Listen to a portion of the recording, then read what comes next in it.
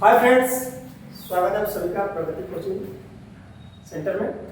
तो दोस्तों, आज हम लोग फिर से नए अंदाज में क्लास 12th का टॉपिक, आज हम लोग क्लास 12th का फिजिक्स पढ़ने जा रहे हैं। और उसमें हम लोग आज सिंपल माइक्रोस्कोप यानी बोले तो सरल सूक्ष्मदर्शी के डेरिवेशन को हम लोग सिद्ध करने वाले हैं और बहुत अच्छे तरीके से समझेंगे, एक चीज को हम क्लियर करते चलेंगे। तो आप लोग हमारे वीडियो में शुरू से अंत तक बने रहिएगा। चलिए स्टार्ट करते हैं। सरल सूक्ष्मदर्शी जो सेकेंड बुक का चैप्टर फर्स्ट है, और उसको जानने से पहले थोड़ा सा हम प्रकाशिक यंत्र में मानव नेत्र के बारे में समझते हैं, ताकि वो चीजें हमको समझने में पूरा अच्छे तरीके से क्लियर हो जाए। तो सबसे पहले हम प्रकाशिक यंत्र में हम थोड़ा मानव नेत्र के बारे में क्या करेंगे, जानकारी ले लेंगे। होता क्या है कि समझिए, ये मान लीजिए हमारा मानव नेत्र है, ये मानव नेत्र है, और यहाँ पे क्या होता है, एक लेंस लगा होता है।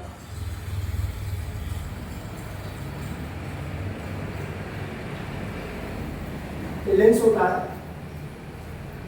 मानव नेत्र के अंदर, एक लेंस होता है, जो लेंस उत्तल लेंस होता है। कौन सा लेंस होता है? उत्तल लेंस। कहने का मतलब मेरा ये कि मनुष्य के आंख जो होता है ना, एक उत्तल लेंस की तरह क्या करता है, कार्य करता है।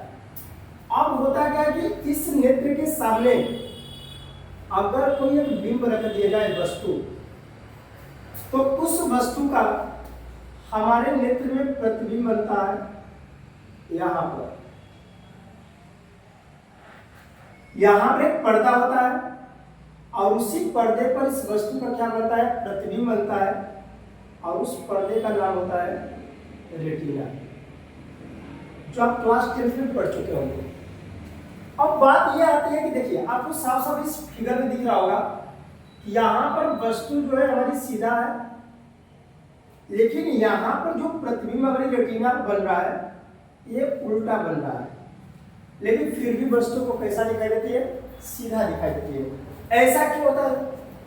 इसी आंख से सटा हुआ यहां पर हमारा होता है स्पाइनल कॉर्ड, जिसको हम बोलते हैं तंत्रिका तंत्र।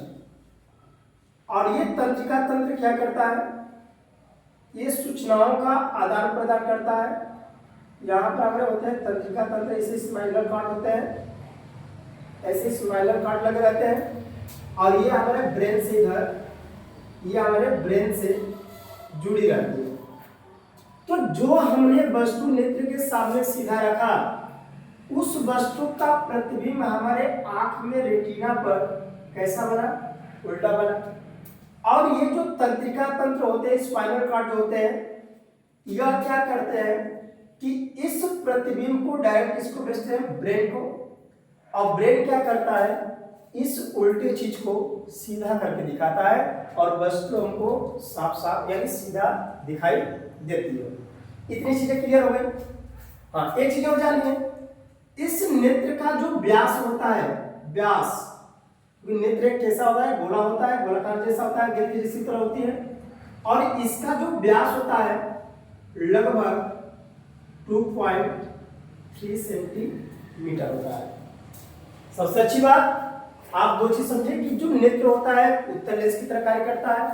दूसरी बात, नेत्र का जो व्यास होता है 2.3 सेंटीमीटर होता है। तीसरी चीज ये जाना कि किसी वस्तु का जो हमारे नेत्र में प्रतिबिंब बनता है, वह प्रतिबिंब उल्टा बनता है, और कहां पर बनता है, रेटिना पर। लेकिन फिर भी वस्तु को सीधा दिखाई देती है। वो सीधा दिखाई देने का कारण क्या होता है, ब्रेन, क्योंकि जो तंत्रिका तंत्र उस फिगर को हमारे ब्रेन में भेजता है, ब्रेन उसको क्या करता है, सीधा करके दिखाता है। अब आगे बात करते हैं थोड़ा सा। अब बात आती है कि सर, जो हमारी आंख है कितने पास तक वस्तु को शुद्ध शुद्ध देख सकता है, स्पष्ट रूप से देख सकता है। तो अगर हम बात करें नेत्र के स्पष्ट दृष्टि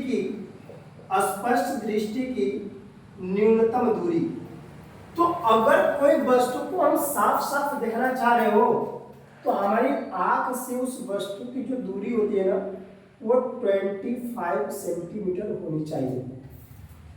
अगर कोई वस्तु हमारे आंख से 25 सेंटीमीटर के रेंज में है तो उस वस्तु को आप साफ साफ क्या कर सकते हो, देख सकते हो। याद रखिएगा न्यूनतम दूरी होती है, सबसे कम दूरी होती है। अगर वो वस्तु हमारी 25 सेंटीमीटर से पास आ जाए, कभी आप बुक को ऐसे पास करके पढ़िएगा, 25 सेंटीमीटर पास करिएगा, वो चीजें आपको साफ साफ दिखाई नहीं देगी। लेकिन अगर आंख से एक स्पष्ट दूरी रखें 25 सेंटीमीटर तो हमको वस्तु साफ साफ क्या होती है, दिख जाती है। तो नेत्र से जो वस्तु है हमेशा उसकी स्पष्ट दृष्टि बनाने के लिए, देखने के लिए हमको कितनी सेमी होनी चाहिए, 25 सेमी की दूरी को वस्तु को रखनी चाहिए। दूसरी बात, सर स्पष्ट दृष्टि की जो अधिकतम दूरी होती है वो क्या होगी? अधिकतम आप कहां तक देखते हो भाई? आप क्या कर सकते हो, चांद को देखते हो, तारे को देखते हो, सूर्य को देखते हो ना। तो अधिकतम दूरी हमारी इनफिनाइट यानी अनंत होती है। क्या होती है? अनंत होती है। और न्यूनतम दूरी क्या होती है? 25 सेंटीमीटर। 25 सेंटीमीटर हमेशा वस्तु को स्पष्ट दिखाई देती है।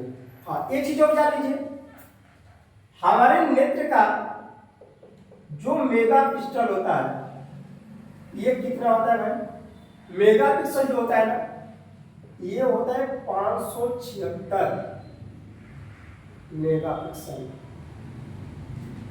576 मेगापिक्सल यानी जो हमारी आंख का रेंज होती है, हमारे आंख का मेगापिक्सल जो होता है 576 होता है, जो कि आज तक हमारे कैमरा, ये मोबाइल या किसी चीज में इतना नहीं होता है। ठीक है, लेकिन यहां पर एक चीज हो गई, कमी क्या हो गई कि इतना मेगापिक्सल तो है लेकिन हम किसी वस्तु को जूम करके नहीं देख सकते हैं। नहीं तो हम यहाँ पर बैठे बैठे ना शनि देव पर यदि मान लीजिए कोई कबूतर है, चिड़िया, उसको जूम करके देख सकते हैं वो क्या कर रही है, या पड़ोसी घर में कौन क्या खा रहा है उसको भी जूम करके क्या कर सकते हैं, देख सकते हैं। लेकिन बात है कि जो ऑब्जेक्ट जूमिंग है, ये ऑब्जेक्ट जूमिंग हमारे आंख को नहीं मिल पाया, इसलिए हम लोग नहीं देख पाते हैं। तो आप यहाँ से मानव नेत्र के बारे में थोड़ा मोड़ा चीजें समझ ली, फटाफट रिवाइज कर देता हूँ कि आपको पता है कि स्पष्ट दृष्टि की जो न्यूनतम दूरी होती है 25 सेंटीमीटर होती है,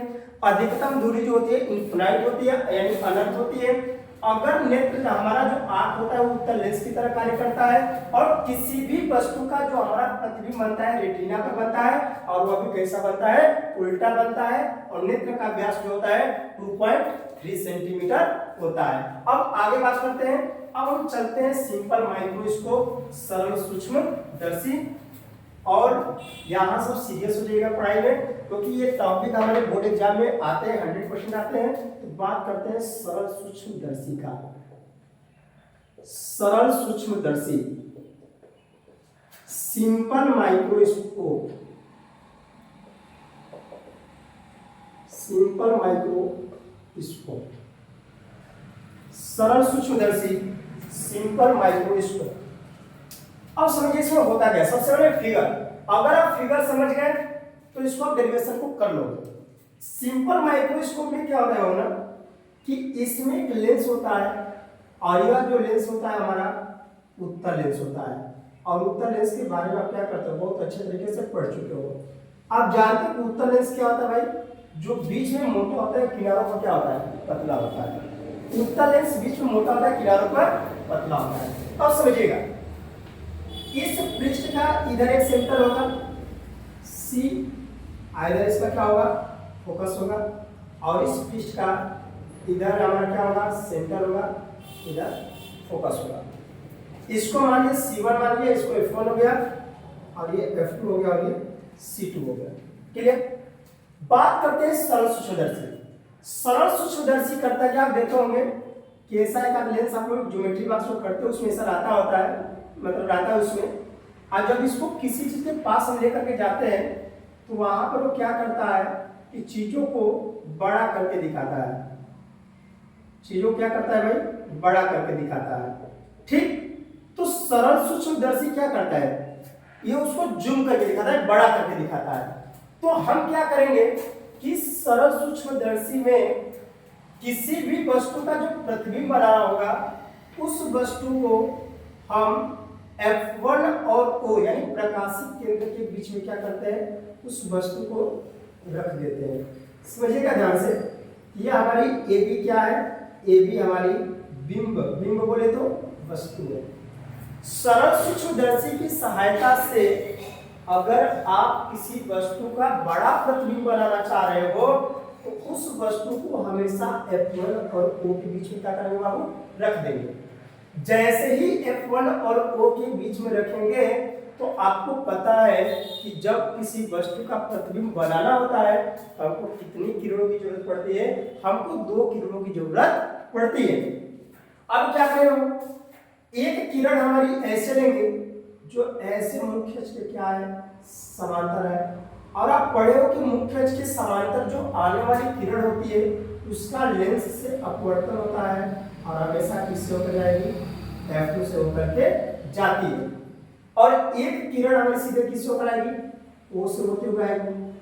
क्या ये किरण कभी एक दूसरे से नीचे आपको लग रहा है, संभावना लग रही है कि नीचे मिल पाएगा, नहीं मिल पाएगा।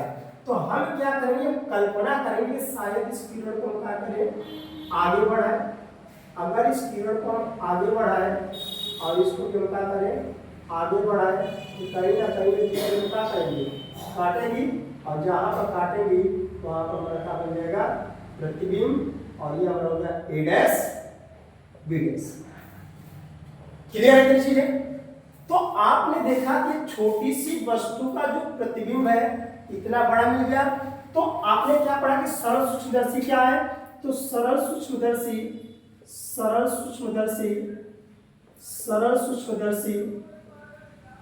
एक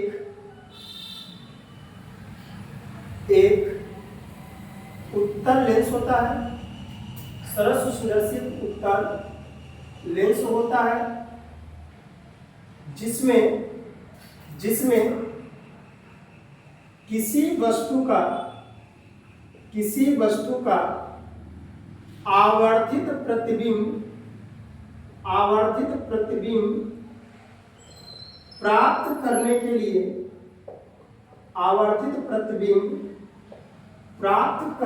लिए बिंब को F1 तथा प्रकाशित केंद्र O के बीच में रखते हैं। ये हमारा सरल सूक्ष्मदर्शी, आप इसको स्क्रीनशॉट भी ले सकते हो, लिख भी सकते हो। चलिए अब आगे बात करते हैं, इसका थोड़ा सा फॉर्मूला सिद्ध करते हैं। अब इसका हम पढ़ते हैं उत्पत्ति। अब यहां पर बाबू हम करेंगे क्या कि यहां पर फार्मूला लगाएंगे आवर्धन। क्या लगाएंगे, आवर्धन। और आवर्धन का यहां पर कौन सा फार्मूला लगाएंगे, तो आवर्धन का यहां पर एक नया फार्मूला लगेगा जिसका फार्मूला आपको सामने लिख रहा हूं। आवर्धन यहां पर लगाएंगे, यहां पर होता है फार्मूला कि प्रतिबिंब द्वारा नेत्र पर बना कोण बटे में बिंब द्वारा नेत्र पर बना कोण जब बिंब d दूरी पर हो। कितनी दूरी पर हो, d दूरी पर हो। यह हमारा फार्मूला हो गया आवर्धन का। आवर्धन m प्रतिबिंब द्वारा नेत्र पर बना कोण, बिंब द्वारा बटे में बिंब द्वारा नेत्र पर बना कोण जब बिंब कितना दूरी पर हो, d दूरी पर हो। एक चीज हो, ये वस्तु है तो वस्तु की ऊंचाई हो गई HO, ये प्रतिबिंब है, प्रतिबिंब की ऊंचाई हो गई HI, image of height, object of height. Clear? अब बात करिए यहां पर हमारी, मान लीजिए यहां पर हमारी क्या है भाई, यहां पर हमारी आंख है और ये हमारी आंख है और यहां सबको क्या करना है, देखना है वस्तु को। करे प्रतिबिंब द्वारा नेत्र पर बना कोण। एक चीज हो, जब आप प्रतिबिंब द्वारा नेत्र पर बना कोण लीजिएगा तो प्रतिबिंब द्वारा जो नेत्र पर बना कोण होता है ना, वो हमेशा बीटा होता है। क्या होता है, बीटा। और नेत्र द्वारा जो बना कोण होता है d दूरी पर, वो हमेशा अल्फा होता है। क्लियर? अब ये है हमारा प्रतिबिंब, ध्यान से देखिए, ये हमारा प्रतिबिंब है। और यहाँ पर हमारी आंखें हैं, तो प्रतिबिंब द्वारा नेत्र पर कौन सा कोण बन रहा है भाई? ये वाला फिगर में देखिए, यहाँ पर ये जो चीज दिख रही है ये प्रतिबिंब के द्वारा यहाँ नेत्र पर बना कोण है, और ये हमारा क्या होगा? बीटा होगा। ये है प्रतिबिंब, और इस प्रतिबिंब के द्वारा इस नेत्र पर हमारा जो एंगल बना ये क्या होगा? बीटा। अब बटे में अल्फा क्या है सर? देखिए इस वाले फॉर्मूले का यानी बिंब द्वारा नेत्र में बना कोण का हमको इस फिगर से कोई मतलब नहीं है। इसका सिंपल सा मतलब है कि अगर यहाँ पर हमारी आंखें हैं और आंख से अगर वस्तु रखी गई है कितनी सेंटीमीटर पर? डी दूरी पर, यानी डी सेंटीमीटर दूरी 25 सेंटीमीटर दूरी पर, तो वहां पर हमेशा जो नेत्र से एंगल बनेगा वो हमेशा हमारा क्या होगा? अल्फा होगा। यानी ये कंडीशन हमारी स्पष्ट दृष्टि के लिए यानी डी दूरी के लिए है, वो हमेशा अल्फा मानी जाएगी। इस चीज का हमको इस फिगर से कोई मतलब नहीं है। क्लियर है? अच्छा, अब क्या होगा कि अगर बीटा और अल्फा हमारा छोटा करो तो बीटा को हम मान लेंगे tan बीटा और अल्फा को मान लेंगे हम tan अल्फा, और ये मान लीजिए हमारा हो गया इक्वेशन नंबर फर्स्ट। क्लियर है? अब क्या करेंगे बाबू कि यहां से हमको tan बीटा और tan अल्फा का मान निकालना पड़ेगा। निकाले? चलिए चलते हैं। अगर हम निकाले tan बीटा तो देखिए बीटा हमारा किस में आ रहा है? बीटा तो हमारे इस बड़े वाले त्रिभुज में भी आ रहा है। अब बीटा यहां से आप देख रहे होंगे ए बी ओ, इस त्रिभुज में भी हमारा बीटा आ रहा है। तो यहाँ पर छोटे वाले त्रिभुज को लगाएंगे, लिखेंगे त्रिभुज ए बी ओ में, और ए बी ओ में क्या लिखाना है? tan beta. लिखेंगे tan बीटा बराबर, बोले tan का फॉर्मूला क्या होता है? tan थीटा का पढ़े हो लाल बटा काका से, tan थीटा होता है लंब बटा आधार, tan थीटा यही होता है ना। तो यहाँ पर देखिए ये हमारा कोण है, कोण के सामने लंब, लंब हमारा क्या आएगा? ए बी, लंब हमारा क्या होगा बाबू? ए बी होगा, और आधार क्या होगा? ए से ओ की दूरी यानी ए ओ। अब एक चीज और पता है आपको, ए बी की ऊंचाई कितनी है? H O. ए बी की ऊंचाई कितनी है? H O. और ए ओ क्या है भाई? ए ओ जो है ये वस्तु है, वस्तु ए ओ जो है नेत्र से वस्तु की दूरी है, और वस्तु की दूरी को किससे दर्शाते हैं? यू से, और चूंकि नेत्र से है इसलिए मिल गया आई। तो हमारा tan बीटा मिल गया h/qe, और इसको मानेंगे इक्वेशन नंबर 2। क्लियर?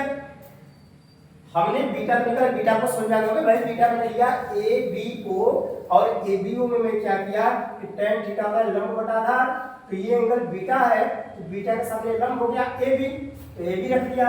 आधार क्या है? ए ओ, जो कि नेत्र से वस्तु की क्या है? दूरी है। ए बी की ऊंचाई एच ओ हो गया, और ए ओ क्या है? आंख से वस्तु की दूरी है, इसलिए यू ई रख दिया।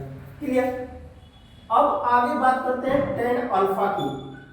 tan अल्फा का मैं कंडीशन अभी बताया कि tan अल्फा का कंडीशन ये होता है कि अगर यहाँ पर हमारी आंखें हैं और आंख से वस्तु अगर 25 सेंटीमीटर पर रखी हो, 25 सेंटीमीटर अर्थात डी दूरी पर रखी हो, तो उस समय जो हमारा एंगल बनेगा, वस्तु मान लीजिए ए बी है, तो अब ये एंगल हमेशा अल्फा बनेगा। तो क्या होगा? ए बी अब बटे में डी, और ए बी क्या हमारा? एच ओ है, एच ओ अपॉन डी। तो tan अल्फा हमारा डायरेक्ट हो जाएगा एच ओ अपॉन डी, और ये होगा इक्वेशन नंबर 3। हमको बीटा और अल्फा का वैल्यू मिल गया। अब क्या करेंगे मेरे प्यारे रसूलों कि इस फार्मूले को यानी इस समीकरण को समीकरण 1 में क्या करेंगे? पुट कर देंगे। चलिए करते हैं। लिखेंगे समीकरण 2 व 3 का मान समीकरण 1 में रखने पर रखें m equal to tan beta, beta किसके बराबर है? एच ओ अपॉन यू, मेन बटा क्या हो गया? H O upon D. Clear? H O से एच ओ क्या हो गया? कट गया। तो यहाँ हमारा m बराबर डी कहाँ चलेगा? ऊपर, तो बन जाएगा डी अपॉन यू ई। एक ये हमारा सरल सूक्ष्मदर्शी का आवर्धन का क्या बना? फार्मूला है। सरल सूक्ष्मदर्शी सरल सूक्ष्मदर्शी का आवर्धन। हमारे हिसाब से आपको सारी चीजें क्लियर हो गई होगी। अभी अब यहां पर अब दो कंडीशन हम लेकर चलेंगे। शर्त फर्स्ट, पहला शर्त हम ये लेकर चल रहे हैं कि यदि प्रतिबिंब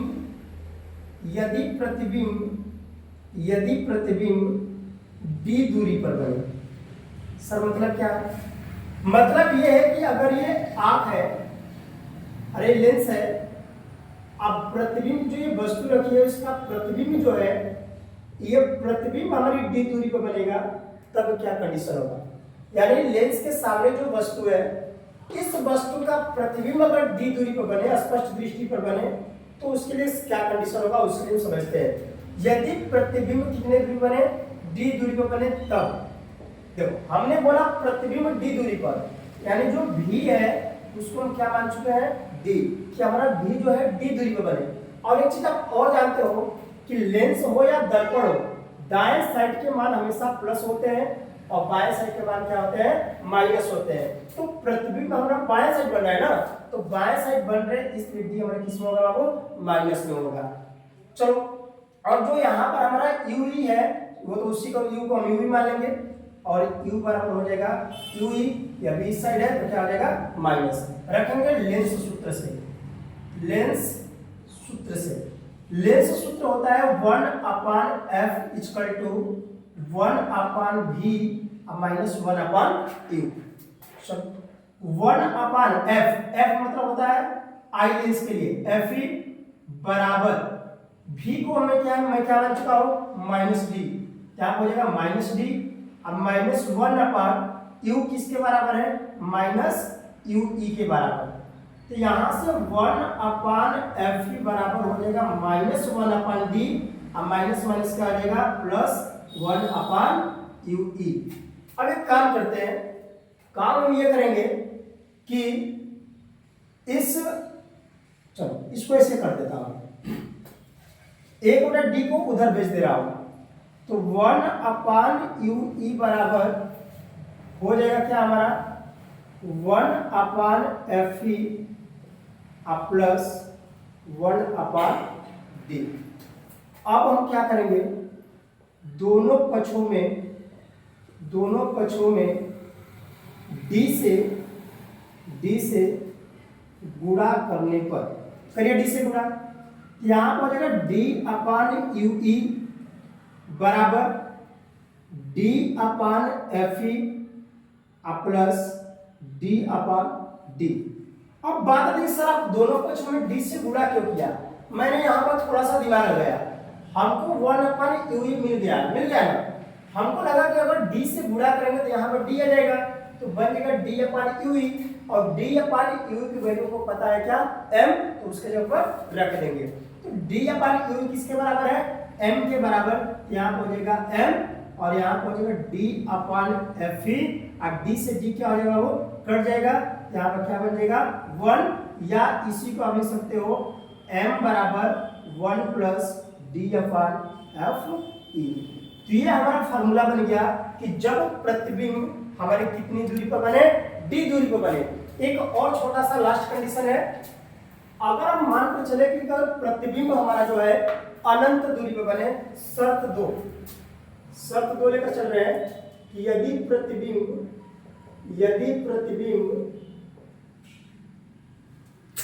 दूसरा शर्त यह है, थोड़ा लाइट कट गया था, दूसरा शर्त यह है कि यदि प्रतिबिंब अनंत दूरी पर बने, कितने दूरी पर बने? अनंत दूरी पर बने, तब क्या होगा? देखो प्रतिबिंब हम मान रहे कि अनंत दूरी पर बने, तो प्रतिबिंब क्या होगा? v, और इसको मान लिया कितना दूरी पर? अनंत दूरी पर। लगा दो फॉर्मूला, 1/f बराबर 1/v माइनस 1/u, यही होता है। तो रखेंगे 1/f e बराबर 1/, अब v की जगह क्या रखेंगे? माइनस का इनफिनाइट, अब माइनस 1/ माइनस का u e, यहां से बन जाएगा 1/f e, टोटल हमारा 0 हो जाएगा, अब माइनस 1 प्लस 1/u e। ऐसे भी कर दो, दोनों पक्षों में d से गुणा, और जैसे ही d से गुणा करेंगे तो d/f e बराबर d/ue। अब फिर d/ue की वैल्यू को पता है m, तो यहाँ से हो जाएगा m = d/fe। तो फटाफट एक बार रिवाइज कर लेते हैं। यहाँ से आवर्धन हमारा ये बना प्रतिबिंब द्वारा नेत्र बना कोण बराबर बटे में बिंब द्वारा नेत्र बना हुआ कोण। प्रतिबिंब द्वारा बना कोण हमेशा आपको बीटा लेना है, और ये कंडीशन वो वाली है कि जब वस्तु पर आंख से 25 सेंटीमीटर की दूरी होगी तो वहां पर जो एंगल बनेगा हमेशा क्या होगा, वो अल्फा होगा, बीटा/अल्फा हो गया। अगर अल्फा बीटा में सूक्ष्म कोण तो tan को बीटा को tan बीटा लिखेंगे, अल्फा को tan अल्फा लिख देंगे। इक्वेशन नंबर फर्स्ट हो गया। अब हमको बीटा और अल्फा की वैल्यू निकालना है। तो बीटा को दिख रहा है कि प्रतिबिंब ये है, तो यहाँ से हमारा एक त्रिभुज बन रहा है, और यहाँ पे लगा दिया समकोण त्रिभुज tan थीटा। tan थीटा हमारा हो गया AB/AO, AB की वैल्यू HO/UE हो गया। क्लियर है। अब tan अल्फा का कंडीशन आप जानते हो, जब अस्पष्ट दृष्टि यानी प्रतिबिंब d दूरी पर हो तो दूरी हो गई d, अब वस्तु क्या है हमारी HO है। अब इस दोनों वैल्यू को इसमें रख के फार्मूला हमारा बन गया। ठीक है। अब एक छोटा सा चीज आपको और बता दे रहा हूँ, ये बता दे रहा हूँ कि बात आ गई सर आपने यहाँ पर एंगल का प्रयोग क्यों किया, क्योंकि आप क्लास 10 में फार्मूला पढ़े हो, प्रतिबिंब की लंबाई बटे वस्तु की लंबाई यही पढ़े हो, प्रतिबिंब की ऊंचाई बटे वस्तु की ऊंचाई ये पढ़े हो। लेकिन यहाँ पर जो हमारा फार्मूला है वो कोण पर है। आपको हमारे क्लास में कोई भी डाउट लेकर के नहीं पढ़ना है, एक एक चीजें मैं क्लियर करूंगा। तो बात की सर आपने एंगल क्यों लिया, क्या कारण था, थोड़ा समझ लीजिए बाबू। अगर मान लीजिए मेरा आंख है, अगर ये आंख है और आंख से हमारी वस्तु एक दूरी पर रखी गई है, हमारी आंख से वस्तु एक दूरी पर रखी गई है 25 सेंटीमीटर, तो वहां से हमारा वस्तु से जो हमारी आंख से प्रतिबिंब बन रहा है, अरे एंगल बन रहा है, वो मान लीजिए हमारा थीटा हो गया। क्लियर है। लेकिन अगर वस्तु को हम क्या कर दे, बढ़ा दे, तो वस्तु बढ़ा रहे तो क्या चीज बदल रही है, एंगल ही तो बढ़ रहा है। एंगल क्या हो रहा है, बढ़ रहा है। और इस फिगर में हम कर क्या रहे हैं, छोटी सी वस्तु का एक बड़ा प्रतिबिंब बना रहे हैं, इसलिए हमने यहाँ पर किसको लिया, एंगल को लिया, ताकि जब एंगल बढ़ा प्रतिबिंब बढ़ा, एंगल छोटा वस्तु छोटा। ठीक है। तो एंगल जैसे जैसे बढ़ता जाएगा समझो कि वस्तु भी बढ़ती जा रही है, एंगल जैसे जैसे छोटा होता जाएगा वस्तु भी क्या होगी, छोटी होगी। इसलिए हमने किसको लिया भाई, एंगल को लिया था, कोण को लिया था। अगर हमारा वीडियो आपको अच्छा लगा होगा तो कमेंट सेक्शन में जरूर बताइएगा। अगर जो कमी भी आपको लगती होगी कि नहीं हमारे में ये डाउट है, ये कमी है, तो उस कमी को भी आप जरूर कमेंट में बताइए, ताकि आपकी भाई आपके लिए और बेटर करे। मिलते हैं अगले वीडियो में। धन्यवाद। चैनल को सब्सक्राइब करिएगा और वीडियो को शेयर करिएगा। धन्यवाद।